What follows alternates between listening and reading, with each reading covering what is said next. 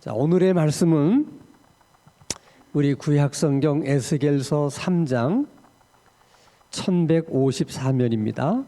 에스겔서 3장 16절에서 21절까지의 말씀을 제가 한 절 읽고 여러분이 한 절 읽고 함께 교독합니다. 구약성경 1154면 에스겔서 3장 16절입니다. 7일 후에 여호와의 말씀이 내게 임하여 이르시되 인자야, 내가 너를 이스라엘 족속의 파수꾼으로 세웠으니 너는 내 입의 말을 듣고 나를 대신하여 그들을 깨우치라. 가령 내가 악인에게 말하기를 너는 꼭 죽으리라 할 때에 내가 깨우치지 아니하거나 말로 악인에게 일러서 그의 악한 길을 떠나 생명을 구원하게 하지 아니하면 그 악인은 그의 죄악 중에서 죽으려니와 내가 그의 핏값을 내 손에서 찾을 것이고 내가 악인을 깨우치되 그가 그의 악한 마음과 악한 행위에서 돌이키지 아니하면 그는 그의 죄악 중에서 죽으려니와 너는 내 생명을 보존하리라. 또 의인이 그의 공의에서 돌이켜 악을 행할 때에는 이미 행한 그의 공의는 기억할 바 아니라 내가 그 앞에 거치는 것을 두면 그가 죽을지니 이는 내가 그를 깨우치지 않음이니라. 그는 그의 죄 중에서 죽으려니와 그의 핏값은 내가 내 손에서 찾으리라. 그러나 내가 그 의인을 깨우쳐 범죄하지 아니하게 하므로 그가 범죄하지 아니하면 정령 살리니 이는 깨우침을 받은 너도 내 영혼을 보존하리라. 아멘. 오늘은 에스겔서 3장의 말씀 우리가 함께 생각하려고 합니다. 에스겔서 1장에는 하나님께서 에스겔 선지자에게 환상을 보여주는 내용이었고요. 에스겔서 2장은 하나님께서 에스겔 선지자에게 말씀을 주시면서 너는 말씀을 전하는 선지자로서의 사명을 감당해야 된다. 그러면서 두 가지를 당부하세요. 네가 하나님의 말씀을 전할 때 이스라엘 백성들이 듣든지 듣지 않든지 그 결과에 연연하지 말고 너는 그저 말씀 전하는 일에 충성을 다해라. 그리고 항상 내가 너에게 준 말만 너는 전해야 된다 하고 당부를 하셨어요. 자, 그럼 우리가 이제 궁금한 것은 하나님께서 그러면 에스겔 선지자에게 무슨 말씀을 주셨을까? 어떤 내용의 말씀을 주셨을까 하는 것이죠. 자, 에스겔서 2장 10절 말씀을 봅니다. 한번 같이 읽겠습니다. 시작. 그가 그것을 내 앞에 펴시니 그 안팎에 글이 있는데 그 위에 애가와 애곡과 재앙의 말이 기록되었더라. 그러니까 하나님께서 지금 에스겔 선지자에게 전하라고 하는 말씀은 재앙에 관한 말씀이고 심판에 관한 말씀이에요. 듣는 사람의 입장에서 볼 때는 참 우울하고 어두운 하나님의 메시지죠. 근데 참 우리가 이해되지 않는 것은 에스겔서 3장 1절의 말씀이에요. 자, 에스겔서 3장 1절의 말씀을 보면 자, 한번 같이 읽겠습니다. 시작. 또 그가 내게 이르시되 인자야 너는 발견한 것을 먹으라. 너는 이 두루마리를 먹고 가서 이스라엘 족속에게 말하라 하시기로. 2절도 있습니까? 없으면 우리 2절 한번 3절 같이 읽어보겠습니다. 2절을 같이 한번 읽습니다. 시작. 내가 입을 벌리니 그가 그 두루마리를 내게 먹이시며 3절입니다.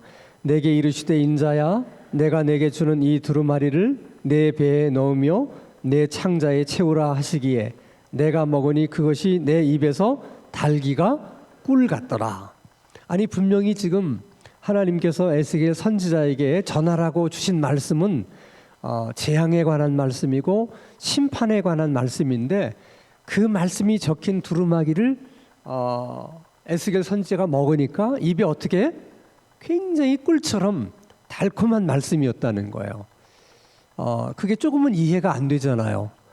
예를 들어서 에스겔에게 주신 말씀이 소망과 즐거움과 기쁨에 관한 그런 말씀이라면 그 말씀이 뭐 입에 꿀처럼 달았다 하는 게 좀 이해가 되는데 아니 심판과 재앙에 관한 말씀을 전하라고 말씀을 하셨는데 어떻게 그 말씀이 에스겔 입에는 그렇게 꿀처럼 달 수가 있는 것일까? 두 가지 정도의 이유가 있는 것 같아요. 하나는 예레미야 29장 11절 말씀을 보면 이런 말씀이 있습니다.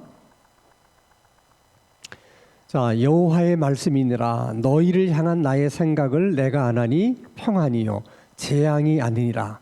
너희에게 미래와 희망을 주는 것이니라. 모든 하나님의 말씀은 그게 심판을 전하는 말씀이든 재앙을 또 전하는 말씀이든 모든 하나님의 말씀은 그저 말씀을 받는 자가 순종하기만 하면 모든 말씀은 다 소망이 되는 말씀이고 우리에게 복이 되는 말씀이라는 거예요. 그런 의미에서 모든 하나님의 말씀은 우리 입에 꿀처럼 단 그런 하나님의 말씀이라는 것이죠. 그런 의미도 담겨 있는 것이고요. 또 에스겔 선지자에게 하나님이 주시는 메시지는 네가 비록 이스라엘 백성들에게 정말 어둡고 어떻게 보면 두려운 심판과 재앙의 말씀을 전하지만 그러나 하나님의 말씀을 전한다는 그 자체가 그것을 전할 수 있는 선지자로 내가 부름을 받았다는 것 자체가 너에게는 될 수 없는 영광이다. 그것을 에스겔 선지자에게 깨닫게 해주시고 그걸 명심하도록 하기 위해서 무조건 하나님의 말씀은 내 입에 꿀처럼 달콤한 것이구나. 이것을 깨닫게 해주시는 것 같아요. 에스겔 선지자에게. 그래서 에스겔 선지자가 이 경험이 있기 때문에 이스라엘 백성들에게 끊임없이 어떻게 보면 그들에게는 슬픈 소식이고 재난의 소식이고 또 심판의 소식이지만은 그래도 실망하지 않고 절망하지 않고 그들의 반대에 주눅들지 않고 계속해서 그 말씀을 전할 수 있었던 이유도 이런 체험이 있었기 때문에 그래요. 너희들도 이 말씀에 순종하면 내가 경험했던 것처럼 너희들의 입에 꿀처럼 단 하나님의 말씀이 될 수 있단다. 그런 심정으로 이제 말씀을 전하는 것이죠.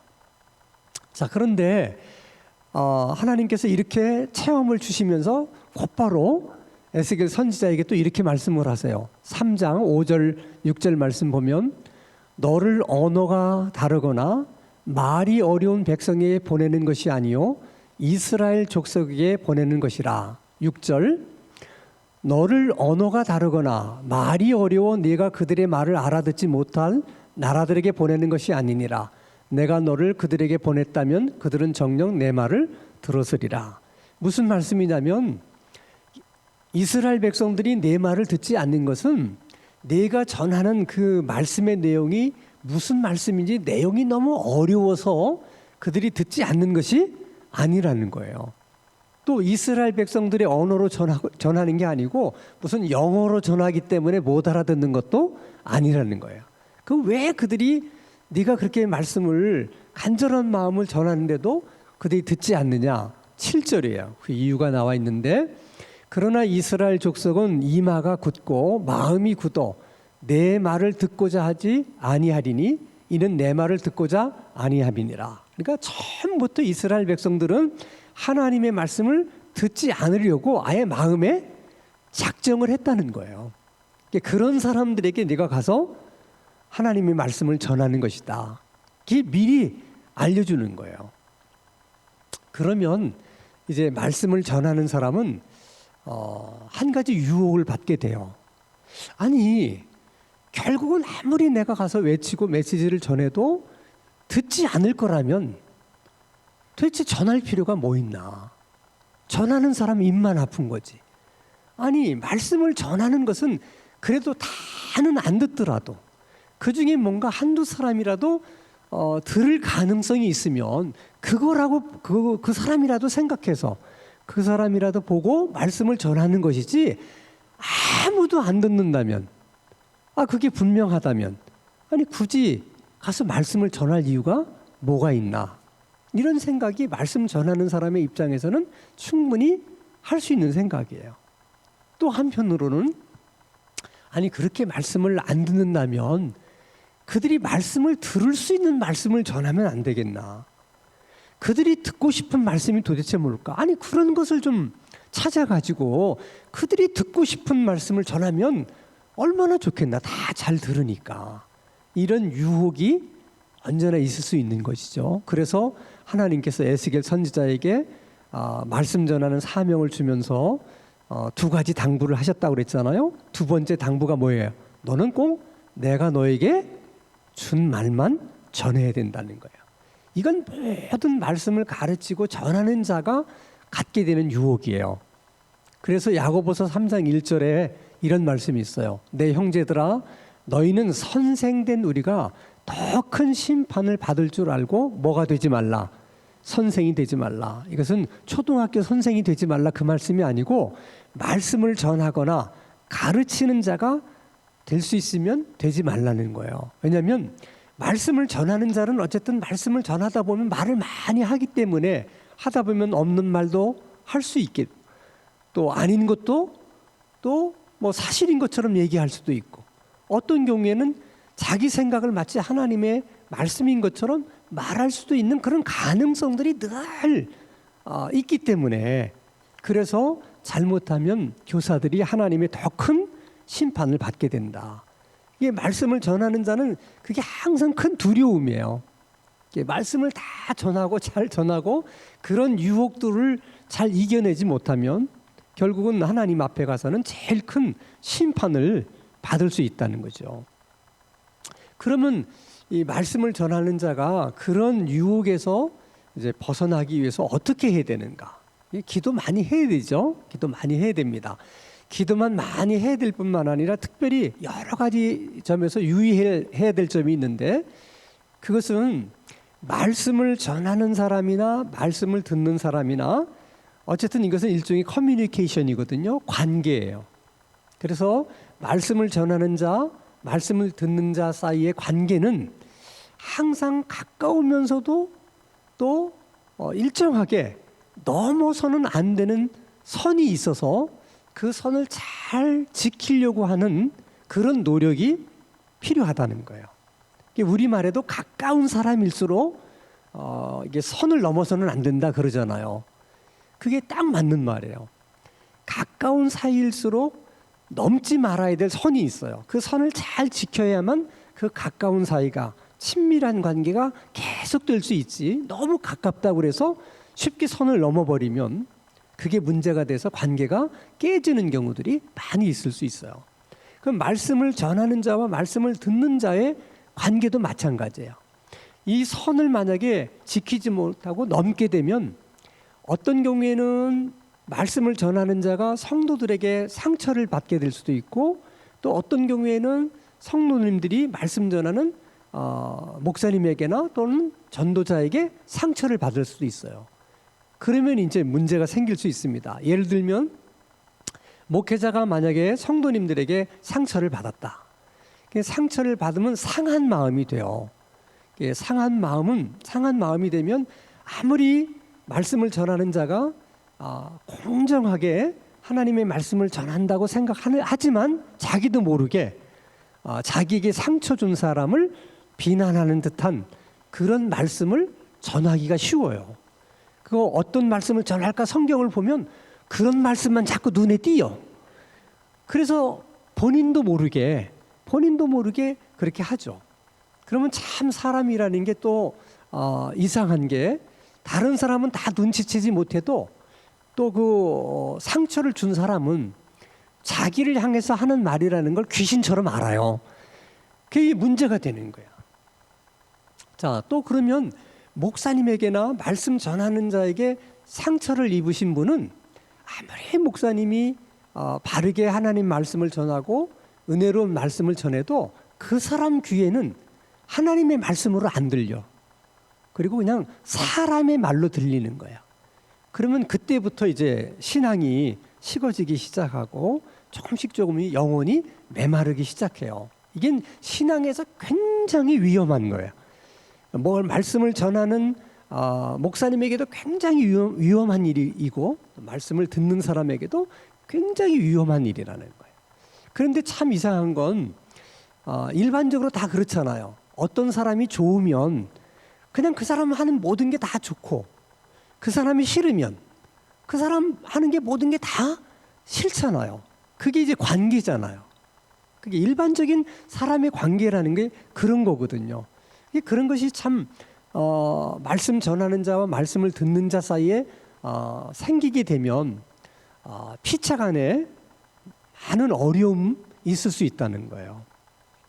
예를 들면 그냥 목사님이 좋으면 그냥 목사님 전하는 모든 말씀은 그냥 다 좋다. 그게 정말 성경 말씀이 아니더라도 그냥 다 아멘 그러고 다 은혜로 받아들일 가능성이 있고요. 또 목사님하고의 관계가 안 좋으면 아무리 하나님 말씀을 정성껏 준비해서 전한다 하더라도 무조건 다 싫어. 그거 아니야. 이래도 또 문제가 되잖아요. 그러니까 그걸 잘 분별할 수 있어야 되는데, 그리고 그걸 지켜야 되는데 그게 사실 쉽지는 않아요. 그러니까 목사님이 아무리 좋아도 목사님 전하는 말씀이 하나님의 말씀이 아니면 NO 이렇게 담대히 말할 수 있어야 되고, 또 목사님이 아무리 싫어도 전하는 말씀은 하나님의 말씀이 맞다 그러면 예스 해야 되는데 그게 말처럼 쉽지가 않잖아요.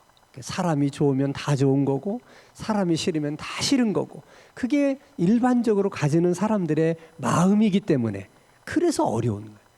그래서 특별히 이 관계가 깨지지 않도록, 선을 넘지 않도록 특별히 많이 기도하셔야 돼요.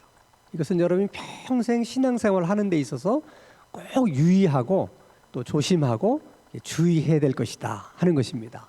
자, 오늘 에스겔 3장의 중요한 메시지는 에스겔 선지자에게 뭐라고 하나님 말씀하시냐면, 너는 파수꾼의 심정으로 말씀을 전해야 된다 하는 거예요. 너를 내가 파수꾼으로 세웠다는 거예요. 그럼 파수꾼이 여러분 뭔지 잘 아시잖아요. 파수꾼은 오늘날로 말하면 군대에서 보초를 서는 거예요. 파수꾼을 세우는 이유는 이제 적들이 쳐들어오는지를 파수꾼이 잠자지 말고 깨워서 잘 지키고 있다가 적들이 쳐들어오면은 꽹과리를 울린다든지 북을 친다든지 해서 성 안에 있는 사람들이 적이 쳐들어온다는 걸 알려서 대비하고 준비하게끔 하기 위한 거죠. 그러니까 성 안에 있는 사람들은 파수꾼을 믿고 그냥 편안하게 자는 거죠. 근데 만약에 파수꾼이 자기가 졸린다고 만약에 졸다가 적군이 쳐들어와서 만약에 성 안에 있는 사람들이 많이 죽임을 당한다든지 그러면 파수꾼의 책임이라는 건 정말 막중한 거죠. 그 파수꾼 때문에 그런 거니까. 그것은 옛날에도 그렇고 지금도 그래요. 지금도 군대에서는 이 보초를 쓰는 걸 경계 근무를 한다 이렇게 얘기를 하는데, 그것을 얼마나 중요하게 생각하는지 제가 군에 갔더니 우리 이제 보초를 서로 나갈 때 이런 교육을 시키는 거예요. 작전에 실패한 지휘관은 용서받을 수 있지만은 경계 근무에 실패한 지휘관은 용서받지 못한다. 너 그 말이 무슨 말인지 알겠느냐? 그만큼 경계 근무 쓰는 보초를 서는 네 임무가 막중하다. 이걸 이제 인지시키는 거죠. 자, 그거를 지금 에스겔 선지자에게 하는 이야기가 있어요. 자, 어떤 사람에게 이대로 살면 틀림없이 하나님의 심판을 받고 지옥에 갈 수밖에 없는 사람이야. 그래서 그 사람에게 가서 말씀을 전했는데 근데 말씀을 받아들이질 않아. 그러면 그 사람은 자기가 지은 죄 때문에 심판을 받는 건 당연한 거죠. 그리고 나는 말씀을 전했기 때문에 하나님이 나에게는 책임을 묻지 않겠다는 거예요. 근데 만약에 내가 그 말을 전하지 않아서, 그래서 이 사람이 예를 들어서 그냥 지 마음대로 그냥 살았다. 그러면 그 사람은 그 사람 지은 죄 때문에 심판 받는 건 당연해요. 그러나 네가 가서 전했더라면 그가 돌이킬 수도 있었을 텐데 네가 가서 전하지 않았기 때문에 그럴 수도 있다. 그래서 전하지 않은 너에게 책임을 묻겠다는 거예요. 이게 굉장히 우리들에게는 두려운 말씀이에요. 그래서 여러분, 예수님께서 마지막으로 당부하신 말씀이 있잖아요. 마지막으로 우리에게 주시고 떠난 말씀이 있어요. 마가복음 16장 15절 말씀 보면, 또 이르시되 너희는 온 천하에 다니며 만민에게 복음을 전파하라. 만민이라는 것은 모든 족속들에게 복음을 전파하라. 이 말씀을 주신 이유는 물론 모든 사람들이 복음을 듣고 구원받기를 원하시는 것이 하나님의 마음이기 때문에 그래요. 그래서 정말 땅끝까지 가서 복음을 전해서 정말 땅끝에 있는 사람도 복음을 듣고 구원받기를 하나님이 원하시니까 우리가 그 사명을 감당하라는 겁니다. 근데 또 한 가지는 거기에 파수꾼의 사명이 있어요. 예를 들어서 한번 이런 상황을 여러분 연상해 보세요. 마지막 이제 하나님의 심판대에 섰어요. 그래서 이제 복음을 안 믿고 이제 지옥에 가야 될 사람들이 쭉 섰는데 하나님이 그 사람에게 묻습니다. 내가 너를 구원하려고 정말 내가 어렵게 하나밖에 없는 내 아들을 이 땅에 보내서 십자가에 못 박아 죽게 했다. 그리고 그 예수만 믿으면 내가 다 구원해 주겠다고 약속을 했는데 너는 왜 너는 예수를 믿지 않았느냐? 이렇게 물었을 때 아니 예수라뇨? 하나님, 저는 예수의 예자도 들어본 적이 없습니다. 아무도 저에게는 복음을 전해준 사람이 없습니다. 내가 복음을 듣지 못해서 제가 믿지 못한 것이지 누군가가 나에게 복음만 전해줬더라면 하나님 제가 왜 안 믿었겠습니까? 이런 일이 정말 일어날 수 있을까요? 없을까요? 있다는 거예요. 그러나 그 사람은 자기 지은 죄 때문에 심판을 받아요. 그건 뭐 변명 아닌 변명이 될 수도 있겠지만 그렇다고 해서 뭐 하나님이 봐주는 건 없는 거예요. 지은 죄 때문에 심판받는 거나. 그러나 그 사람을 전도할 수 있었던 사람들, 그들에게는 하나님이 책임을 묻겠다 이렇게 말씀하시는 거예요. 그게 굉장히 두려운 거죠, 우리는. 그래서 예수님께서 뭐라고 말씀하시냐면 복음이 땅끝까지 증거된 후에야 내가 오리라. 예수님이 복음이 땅끝까지 증거된 다음에 재림하셔야 되는 이유가 어디 있냐면 그런 사람이 있어서는 안 된다는 거야. 그래서 땅끝까지 가서 복음을 전해야 된다는 거죠. 그러면 정말 오늘날 교회가 해야 될 일이 뭐고 정말 우리들이 가장 중요하게 생각해야 될 일이 뭐냐를 다시 한번 생각해 봐야 돼요. 이건 이 책임에서 자유로울 수 있는 사람은 아무도 없는 거야. 그게 사실 두려운 거죠. 사실 두려운 거예요, 우리들에게. 그래서 할 수만 있으면 우리가 뭐 최선을 다했는데도 불구하고 어쩔 수 없는 일은 우리도 어쩔 수 없는 거지만은 그래도 우리가 노력은 해야 되지 않겠냐는 거죠.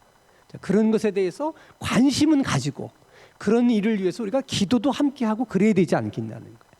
그래서 교회는 자잘구레한 일 가지고 다투고 별일 아닌 거 가지고 싸우고 그러지 말고 우리에게 지금 파수꾼의 사명이 있다는 것이 얼마나 이게 부담스러운 일인데 그런 일을 제쳐놓고 뭐 별거 아닌 거 가지고 매일 다투고 싸울 필요가 있겠어요. 우리는 할 수 있으면 마음을 합심해서 파수꾼의 사명을 어떻게 하면 잘 감당할 수 있을까 서로 위해서 기도하고 좋은 아이디어도 생각해내서 할 수 있으면 복음을 듣지 않은 사람이 거부감 느끼지 않도록 어떻게든 우리가 복음을 전할까 이런 것에 우리가 늘 관심을 가져야 된다는 거예요. 그럼 결국은 하나님이 어떤 사람을 정말 하나님이 복 주시고 어떤 교회를 마지막까지 하나님이 쓰시겠는가? 답은 이미 나와 있는 거예요.